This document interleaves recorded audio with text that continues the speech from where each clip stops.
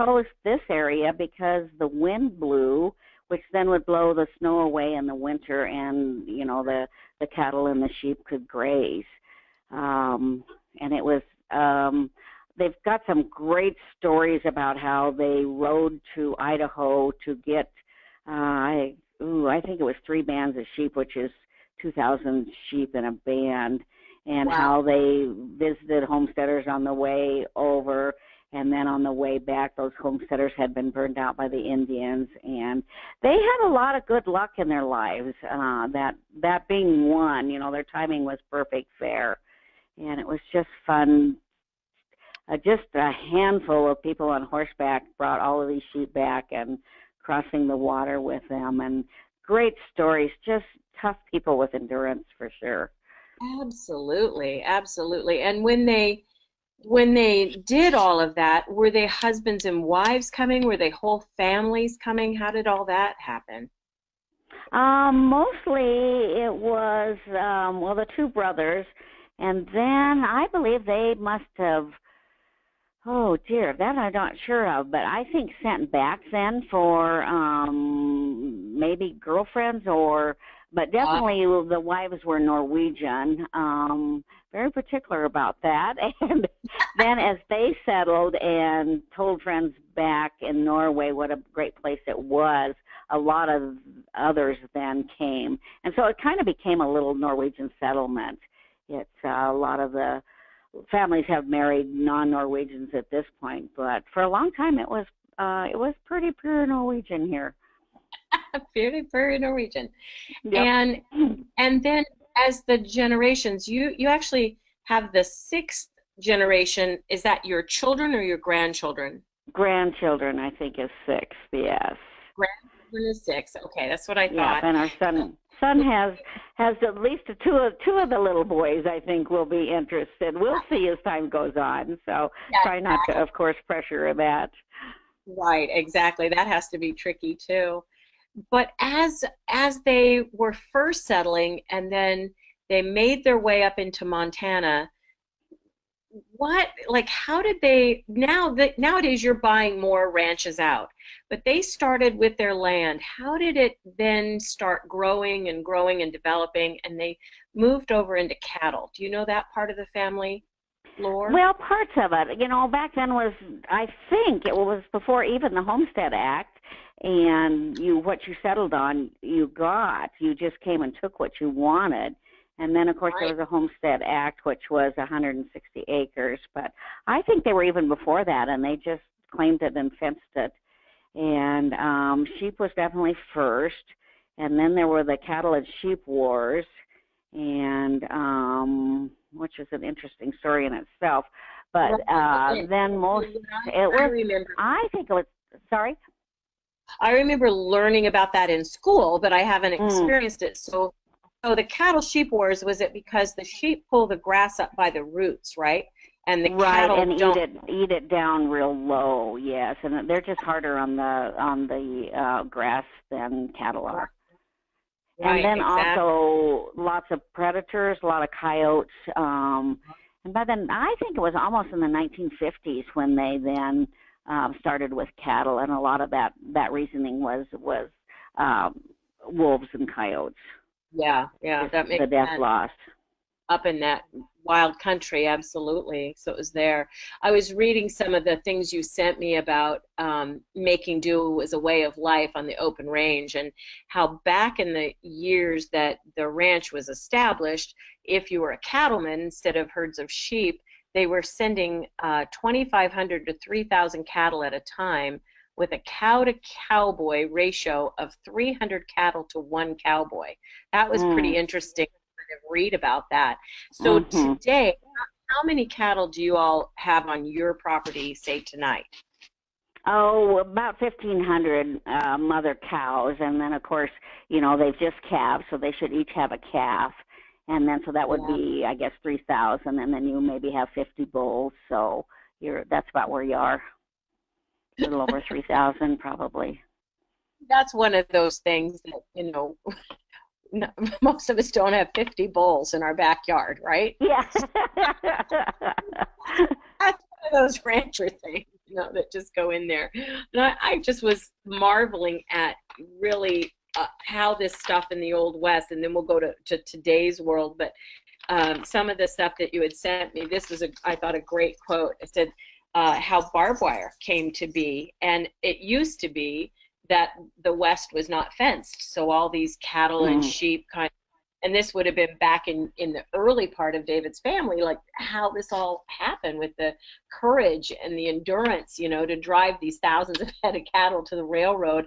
There had to be a lot of danger in that. Must be a lot of wild stories around the family about it. But it was talking about how when the wire became popular, how they had to actually demonstrate that to the cowboy. Had to say, no, well, you bring some of your toughest steers into town, we'll fence off with this new wire, and we'll show you that they'll test it, but they'll back off of it. They won't keep doing that. And the sales claim, which I loved, was this wire is light as air, stronger than whiskey, and cheaper than dirt. Somebody knew how to advertise back then, didn't they? Good logo and theme for it, for sure. So your fencing, how many miles of fence do you suppose you guys tend to and have with your ranches? Well, David says we have about 100 miles of fence. Wow. And which takes, quite a while in the spring to get around it. We do leave, as we bring cattle down in the fall, we tend to leave the gates open, and that way, actually, it's the elk and the deer, mostly the elk, that are so hard on our fencing, plus the snow is hard on fencing. But if we'll leave gates open, the elk will usually come through that, whereas a herd of elk can really destroy a lot of fence because they'll just run through it, so.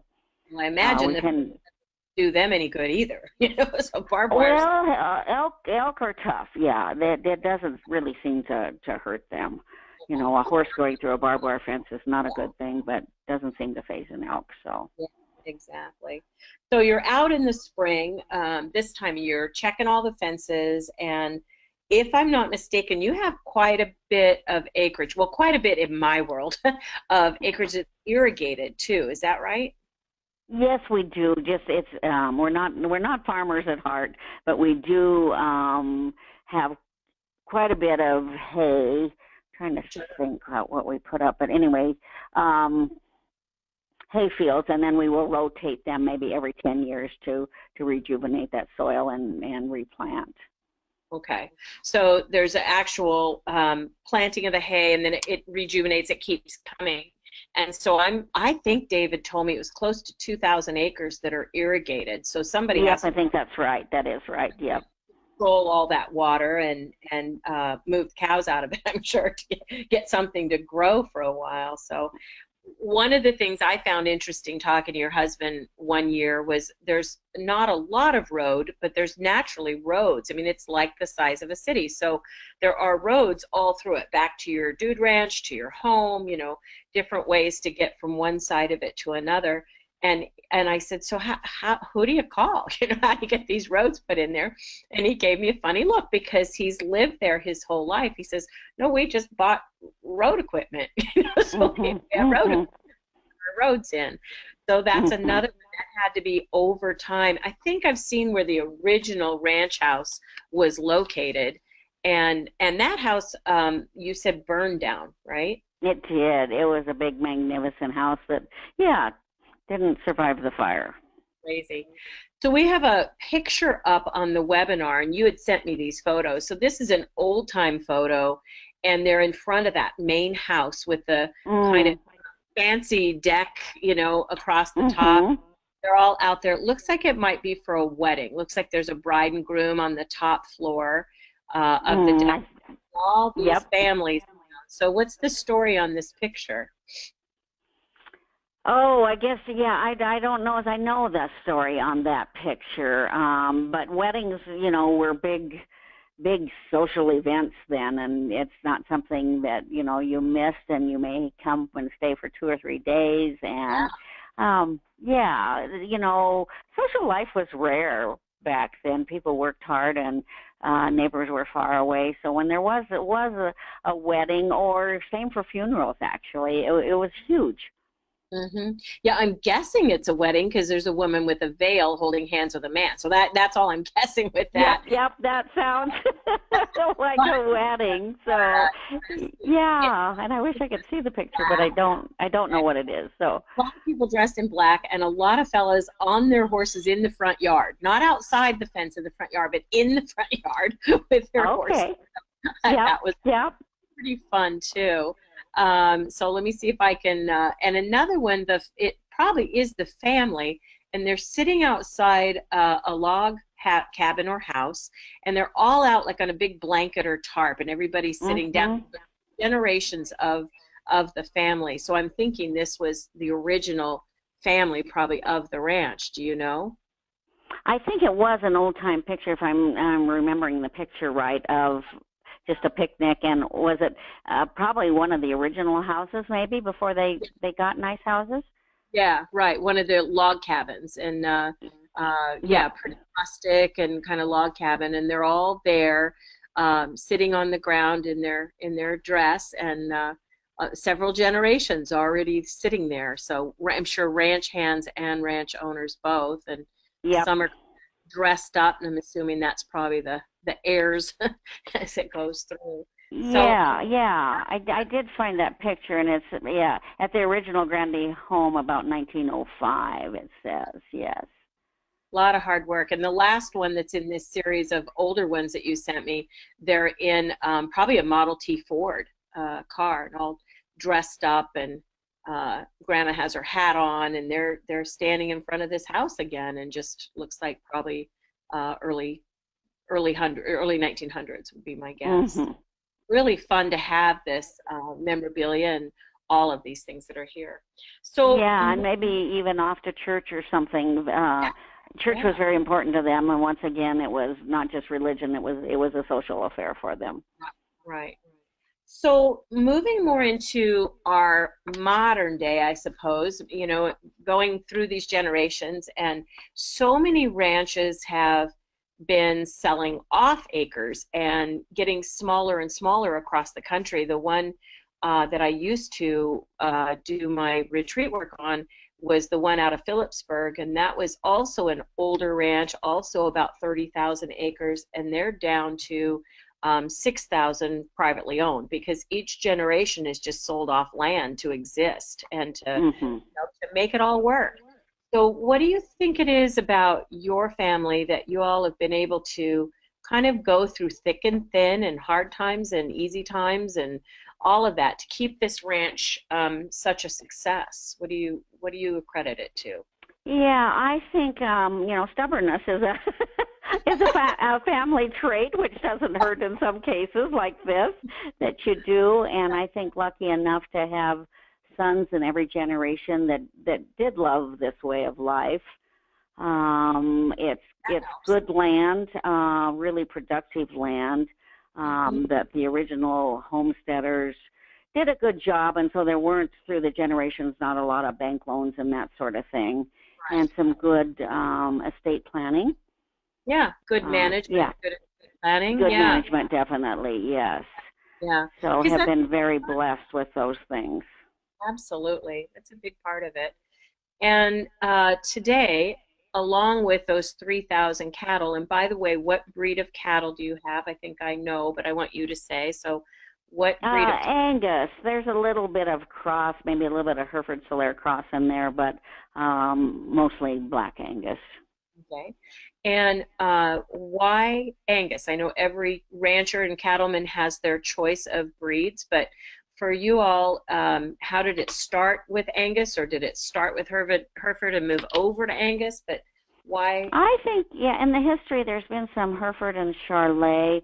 Angus do well in cold weather. Some breeds tend to not be as vigorous about climbing the mountains and that sort of thing, but Angus do well, and they're black then. They don't get snow burned during calving and that sort of thing. So they're just good, hardy cattle for mountain, cold weather areas. Nice, nice. So, that makes sense because the Herefords are known for Texas and kind of the warmer lowlands, and so they do Mm-hmm. well in heat. The Angus don't do as well in that high extreme heat like Arizona and that kind of country. So That makes Right.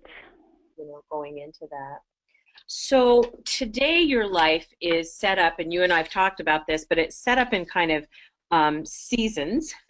The year at the ranch, I'm looking at this piece, and you said there's 4 distinct seasons, and it follows. So winter, what kind of things are you doing, or is the ranch busy with in the winter time? Because you get quite a bit of snow there in Montana. Yes.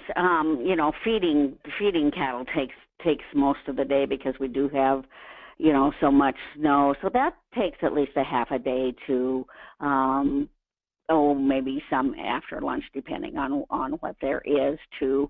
And that's probably our slowest time. Right. Everybody still starts is at work by 7 in the morning, but maybe home by 5, and then tend to get weekends off. Right. And then calving starts the end of February, so that's where it changes again. So those long days. Yeah, 2 or 3 months there where you can get some book work done, you can get some maintenance on the house or maintenance on the equipment or things like that. Exactly. And Definitely. like February comes pretty fast, doesn't it? Just kind of It sneaks. seems to anymore, yes.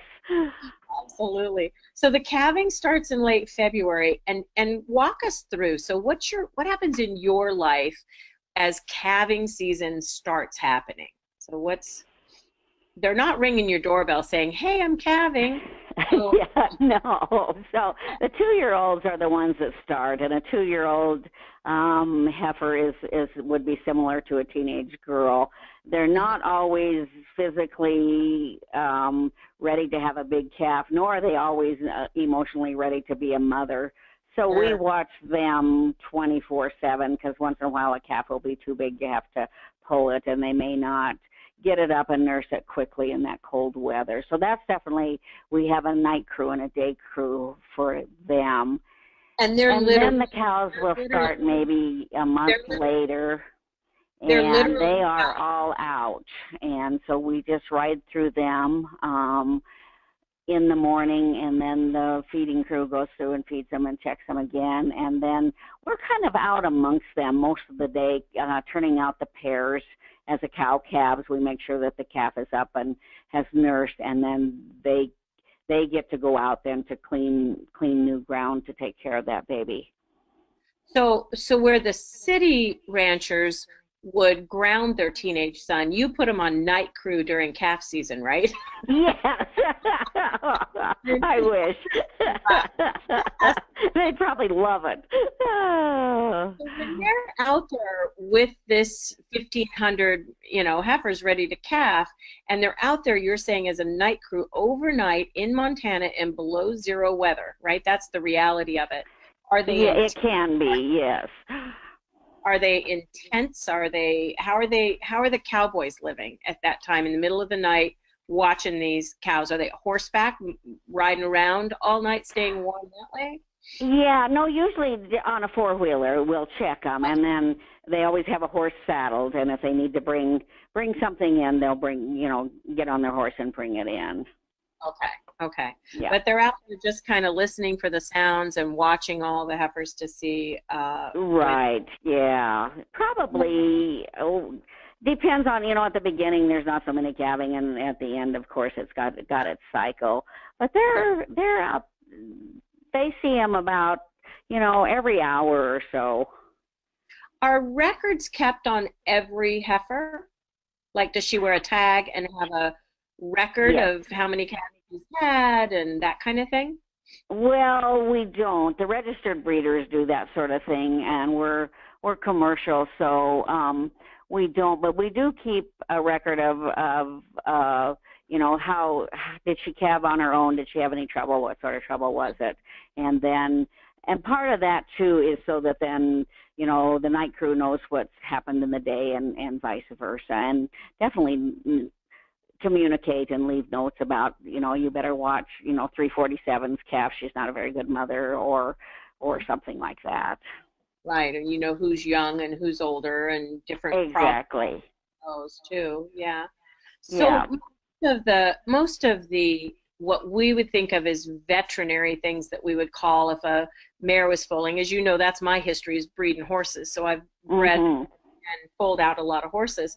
So most of the things that somebody might call a vet for, the rancher has to just deal with it. So you don't have a vet that lives on the ranch. And if you needed a vet, would you call one? Do they come out? I mean, how's that really work on an operation your size? We do. Our local vets don't get much sleep during calving season, but they do come any time of day that you call them. And we do any calf that needs to be pulled, or, we'll set a leg if it's broken, or, that sort of thing, take care of most. But for cesareans, we will call a vet. Sure. A breech calf or something, you might need a cesarean and call the vet. So a breech calf, if you can turn it, you can still get it out on your own. But if it's too big and needs a cesarean, that's mostly what we call them for. And then the vet always does all of our pregnancy testing too. We don't do that on our own. Out of 1,500 heifers calving, how many cesareans would you expect to have in a year? Would you expect to have one or two? Yeah, so heifers then, the 2-year-olds, that would only be, what do we have this year, 275 maybe? But 2 or 3 is really too many. Yeah, exactly. I mean, it has to be timely and, really scary. Yeah.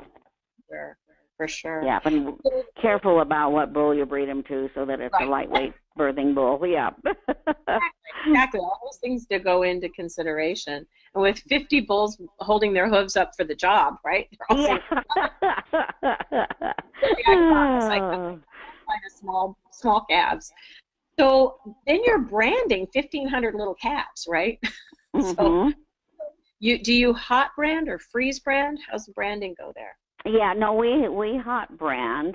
I'm not sure if freeze brand is legal. I don't think it is, but our cattle are divided up into groups of 200-300, so they're around. So we'll start out with doing a couple of small bunches, and then the last few years we've had just one day where we have lots of neighbors come, and we'll have ropers, and then we'll also brand some on the table, and get about 800 done in one day, which is a good day's work. That's mind-boggling to think of 800 of them going through. And at that point, they're not separated from mama, right? You just separate them for that time but they're not weaned yet. That's right. Is that right? Yes. And then when we release them, the cows are close by, so they can immediately go find their mom. Sure, go find their mom or a mom, whatever they need at the moment. Yes, and it's a sad story they tell their mom, I'm sure. You know what just happened to me. You won't believe what just happened. So now, you're not, well, let's see. So then that's probably late April kind of timing, maybe May? It is, yes. You've just finished a lot of that we have late April, early May, so we are finished branding, yes. And then you said you've got spring that brings all the fence mending and that stuff. And so where are the cows then? Do they get relocated? Do you move them to another part of the ranch at that point? They do, and we've had a beautiful early grass-growing spring, and so most of our cattle are out. We can't go on the Forest Service until usually July 1st, but on our own pastures, they've gone to Loweth, which is about 8 miles north. So we've taken 2 bunches 8 miles up the highway.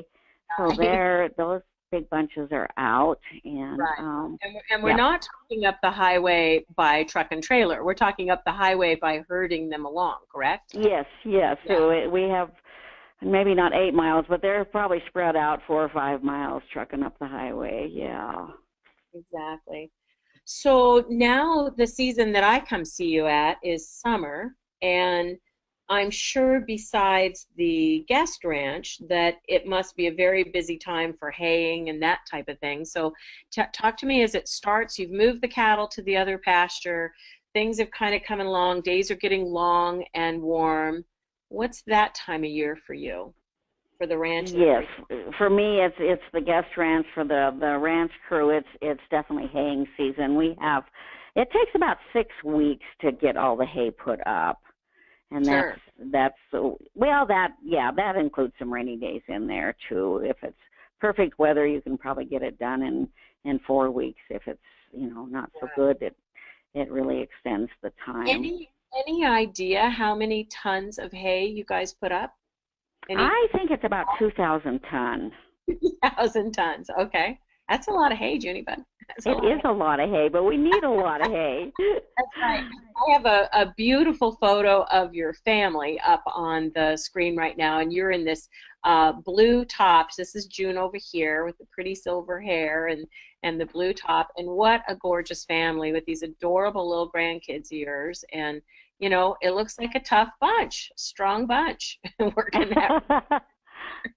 Yeah, I don't know what picture it is, but yeah, we are a good bunch. So we have fun together and just really enjoy each other. We really, truly do. The back deck, I believe, of your personal home. So, just sitting there, and they're all just, I think it was probably maybe a few years, maybe 3 or 4 years ago, but it looks pretty, pretty good. David's got a big old smile on his face. So all now, right. Your guest ranch, and I opened on the call and forgot to start the recorder, so I will repeat a couple things. So I love doing my retreats up there for our Equine Gestalt Coaching Method up at June's Ranch, and they open a beautiful guest lodge, and that's what June, I believe you said that was your inspiration. That's what you kind of added to the ranch as a opportunity for income for the ranch, and also to have some social time and social life and all of that. Exactly. So, and I'm just not a machinery person. I just wanted to get out of the hayfield. Right. So, yeah. Got a good excuse to get out of the hayfield by doing that. So that's great. This is June jumping in a puddle with her grandson. So that's a fun picture too. You're about a foot off the ground jumping into it. Yep. So with the guest ranch, you tend to keep maybe 8 to 12 guests at a time, correct? Correct, yes. And you have, I will say, just an incredible crew of wranglers that come up from, some of them from all over the world, but wranglers that come up year after year to help you all of that with the guests, a great cook staff, and I mean, it's just an amazing experience. We go up there start usually on a Thursday evening, and we're back out of there by Sunday, but we work in our rides during the time, and a lot of beautiful things happen. So it's a really wonderful connecting time. And I know that I have other graduates of my program, which you are, for the Equine Gestalt Method, that also come up there for other retreats. So I think you've got, 3 or 4 different ones. So if people are curious about the retreats, of course, I'd love to have them come to mine, but all of them are fabulous. So if you're curious about the retreats, make sure you go to Bonanza Creek Country, put it backwards, Bonanza Creek Country, and we'll make sure we put this out as well, in the recording both ways as well. So people can come there, and they can come with their families. They don't have to be in a retreat. I would say you're usually booked a year in advance. Is that about right? It sure starts to get full, early, yes. Yeah. So if you're thinking of it, definitely get to thinking about next summer what you want to do, and get your time booked in. It's a great place for a gathering of 12 family members, or 6 couples from your family, or 6 couples from your social circle, or whatever, because it's very intimate and sweet. And I know you cater to, you like to have people who do know how to ride a horse. That's one of the things that they like. Yep. There's hiking and fishing and all kinds of things if somebody doesn't want to ride. But you also cater to people who really ride a lot. I mean, they have horses, they ride a great deal, and they get to go with you guys and really explore places on the ranch, right?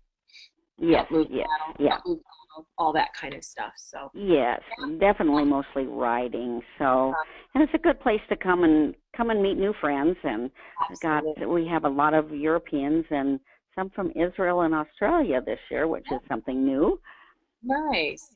So the photo that's up now, June, is the Aspen Grove down by the dinner where we rock, and then we have dinner camp and everything, and all the horses are just tied to the trees and behaving themselves, and trying to sneak a little grass here and there, and just kind of hanging out by the trees. Most of your horses are quarter horses and paint horses. And can you talk a little bit about your horse band? So how many you have in it and what you look for in your ranch horses? We try to keep about 40 horses, and that way we can have hopefully the right horse for the guest that they will thoroughly enjoy riding, and then that horse can have a week off in between so they don't get too tired and stay in good shape and love what they do.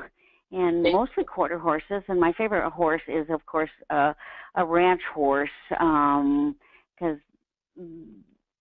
they love this kind of country. They're used to running in a herd. They know this country, how to cross creeks and gopher holes and badger holes and all of that sort of thing. I know they always ask you, can I bring my own horse? But I will tell you, I'm a lifetime horseman. You don't want to bring your own horse.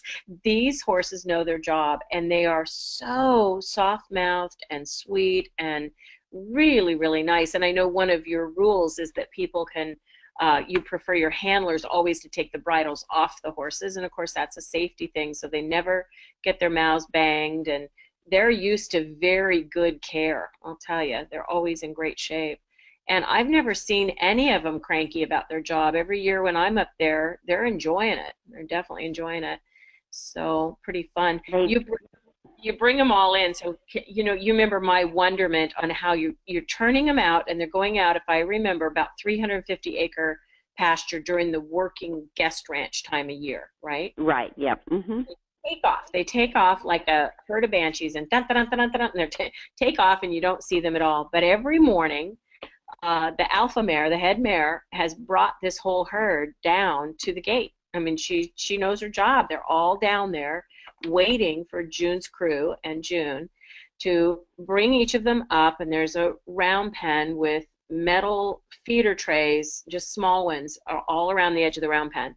So the wranglers go out and they get about as many as you see on the screen right now, and they bring them up in the round pen, check them over, check their shoes, you know, give them a little attention and all that.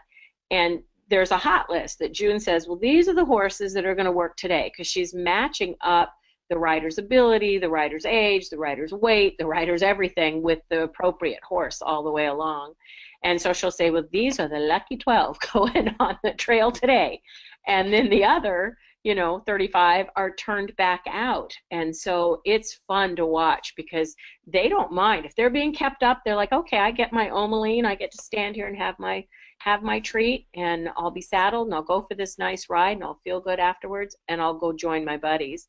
And if they're not working, they just celebrate their whole way out. Woohoo! I'm off today, and there they go. So it's really, really fun to watch how they have that whole system down to a T. So rarely do you have to go get them at all, do you? Oh yeah, sometimes we often have to ride out and bring them in, but sometimes, you know, like you say, they're there or they're at least heading in. So absolutely, heading in for work, absolutely. Yeah.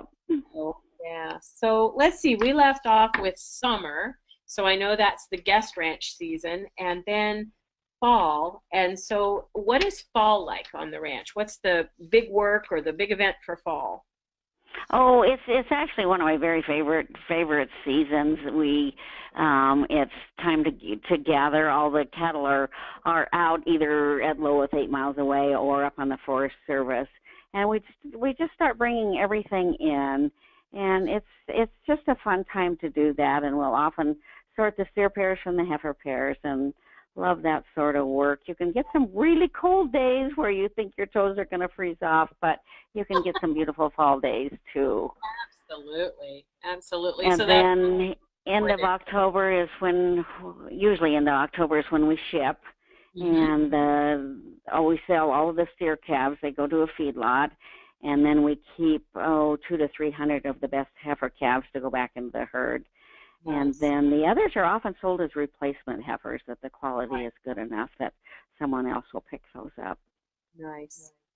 So that's a year in the life, and boy, you guys stay busy every season, and I see why the holidays and the winter kind of are a very, very short but very special time for you too. On the screen now, June, is the beautiful little church that I know I drive past when I'm already well onto the ranch, but I drive past that to get up to the Dude Ranch part. So tell me the story about this little church. Well, we had 125th anniversary just last summer, I think, recently anyway. And it was, yeah, it's a little Lutheran church that was built by the Norwegians, and sometimes there may be 6 people there on a Sunday, and but for a wedding or funeral, it will hold about 100. It's just a beautifully built little church with beautiful acoustics. That's kind of a musical little community, and the choir is just it's just well done. It's Yeah. it's a treat. And maintained so beautifully. It's just a beautiful. It's out. I mean, people can tell from the photo. I mean, it's just out on this gorgeous ranch. So it's just sitting there waiting for the community. So it's really, really a beautiful sight. Now, I asked our mutual friend Peggy, June, to send me a few questions.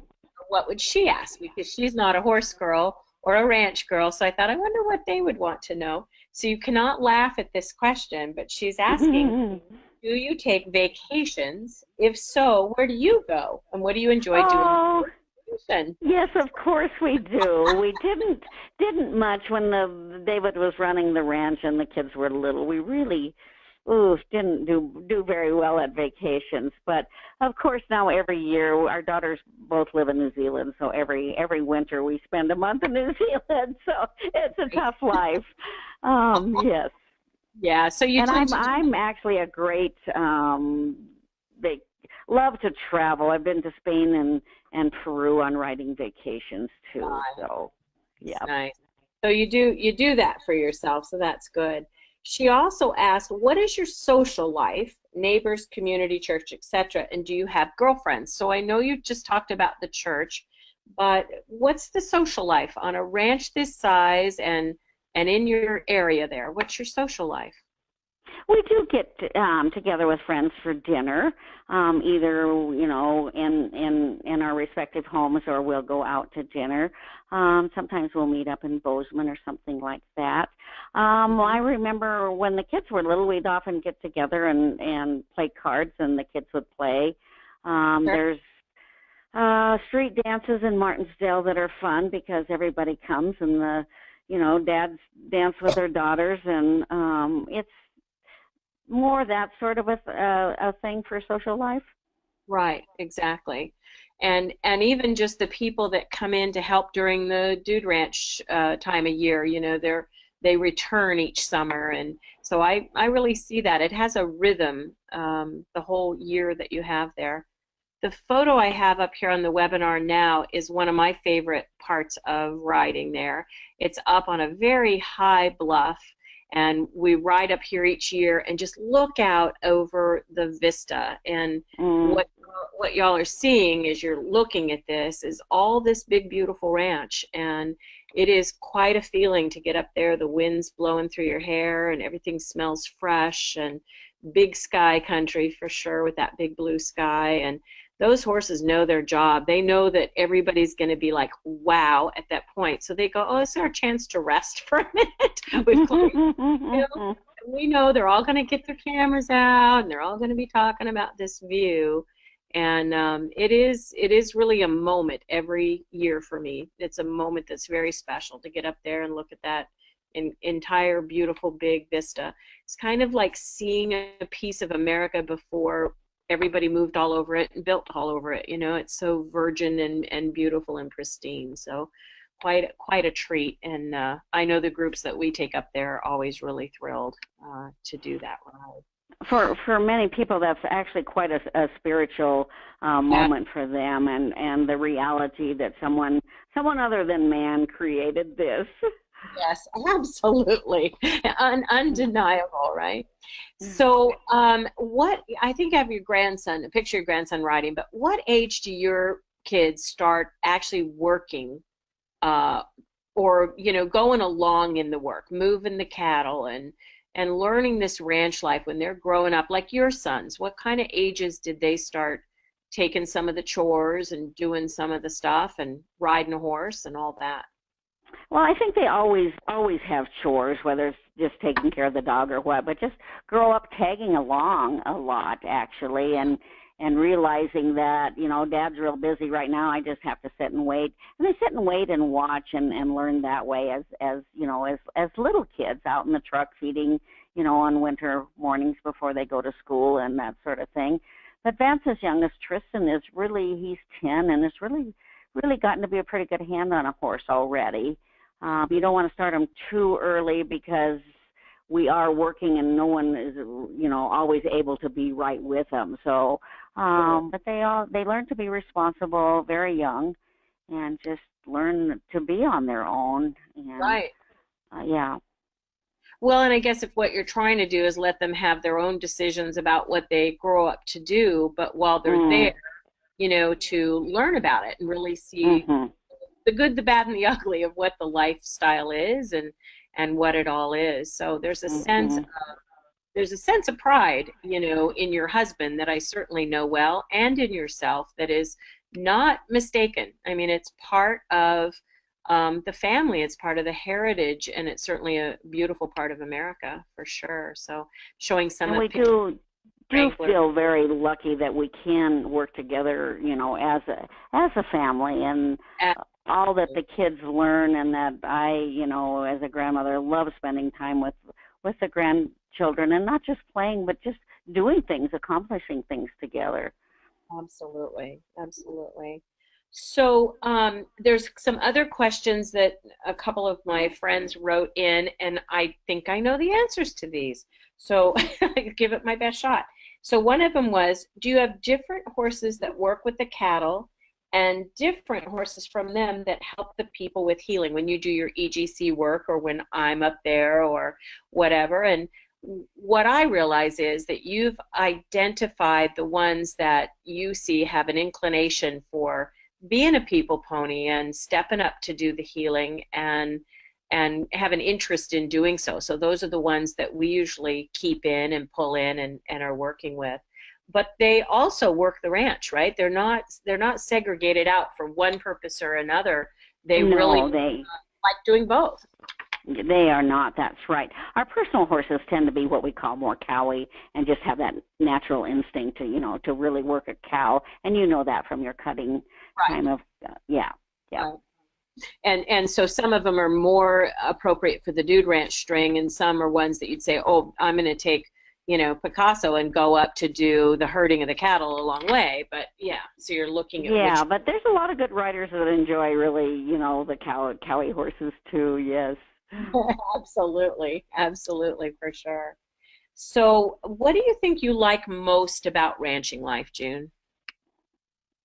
Oh, that's a good question. The first thing that came up is the freedom and getting to work and live outdoors. But I really love animals, particularly cattle and horses. So those are my favorites, I think. Yeah, absolutely. And just the lifestyle, just the being out. Yes. You've never lived any other way. So I know you've come down into other people's places in New Zealand, and certainly you've come to my ranch, and you've seen how others live. Did you ever have a moment where you said, "Well, I could have been a nightclub singer, or I could have been a this or that"? Have you ever had another thought in your head of like, well, maybe I should have been a pilot, or some other thought? There's been a few days where that wish came, but it went away quickly. Yes. All in all, this is a good life for me. Absolutely. Well, I think all of us at midlife start looking at, where were the roads that I stayed on this road, where were the other roads that I were on? Great photo of a bunch of the cattle and calves being herded up the roadway. Trying to get them. And there was a wonderful quote in what you sent me too. We're about done. I'm about to let you get back to your life, but hold on here. There was a great. No worries. So there was one about the barbed wire being the devil's hat band. I kind of liked that one too. But where's the guy? Oh, he says, now this is back in the day when they were herding, you know, one cowboy to 300 cows, which is just kind of mind-blowing. And you guys don't have quite that number, but pretty close. You're not a large crew for moving 1,500. No, we aren't. And the advantage we have over them is we now have really good dogs, and that makes a huge difference. Absolutely. You breed those beautiful border collies, so I know that's true. Well, his quote is, "Boys, the secret of trailing cattle is never to let your herd know that they're under restraint. Let everything that is done be done voluntarily by the cattle. From the moment you let them off the bed ground in the morning until they are bedded at night, never let a cow take a step except in the direction of its destination. In this manner, you can loaf away the day and cover from 15 to 20 miles, and the herd in the meantime will enjoy all the freedom of the open range." So there's your life. You just loaf away the day, June. That's right. Love it, love it. Maybe not loaf, but enjoy it. Absolutely. So, you know, they're great photos that we've gotten from you and your website and all of that. The cowboys that come up to help. And do you guys hire outside cowboys sometimes for some of your driving and those higher times? We do. Yes, we do. I think this is a picture of a couple of them there. And then a draft team. So I want you to tell me a little bit about this draft team. They're all up in harness. Might be your husband driving them, I'm not sure. And they're pulling a wagon. So it looks like they're in front of what I think of today as your main cabin for the guest ranch, but I'm not sure that's even accurate. So do you know, I bet it's over at the hunting camp. Once a week we take a wagon ride. We start at the main TG ranch and then cut across country with these gorgeous horses on a wagon ride and then have dinner up there. Oh, I see. Okay. Yeah, and it's a beautiful. Yeah. Yeah, David's sister's husband owns those and brings them over every summer. Okay. All right. Great. So that's in there. It's one of the hard hands. It's so beautiful, just so beautiful. There's a big, beautiful rainbow going across it. So, June, thank you for taking your time with me this evening. And again, if people want to know more, it's June Voldseth and David Voldseth. And they own BonanzaCreekCountry.com. And it is a beautiful guest ranch. My retreat is in July up there. And again, it starts on a Thursday, ends on a Sunday.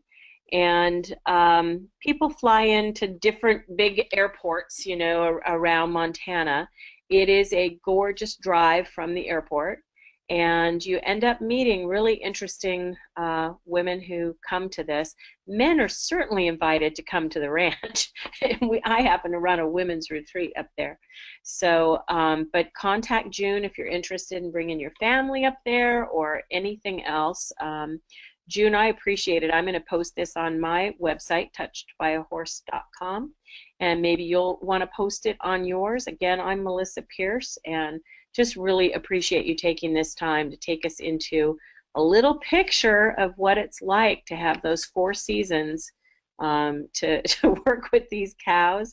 And I know for sure your horses are some of the most beloved that I've seen. They're all so well taken care of and well loved, and they have a great life and they know it. So thank you. Give your husband a hug for me. I appreciate it.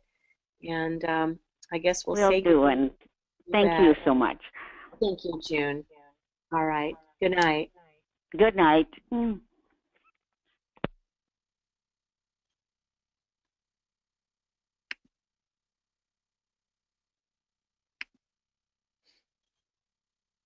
Thank you, Denise. She has the most adorable life, doesn't she? Yes, she does. Thank you, you guys, for sure. All right. Good night, everybody. Thanks so much for being on. Bye-bye.